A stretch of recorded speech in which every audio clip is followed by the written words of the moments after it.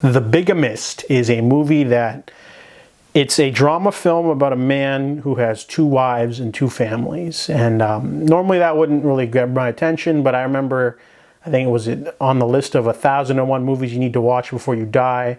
It's also a landmark film because it's directed by Ida Lupino, and she also stars in the film.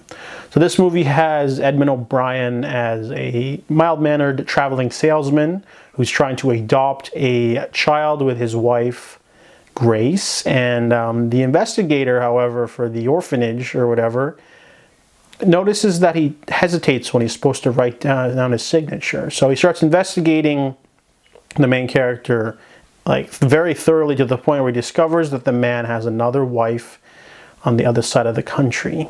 Whenever he goes there for work, he stays there with his wife instead. He doesn't stay in hotels like he says he does. So we get flashbacks of like how he came to meet these two different women around the same time and the circumstances, and it's all done in a very sympathetic way. It's a drama with romance elements. And then we get that, sort of moral quandary is, this orphanage guy going to, rat out our main character or not. The acting's pretty good. The movie ending is kind of like lackluster. That's the only thing I didn't like. I like the story. I like the characters. All of that was great.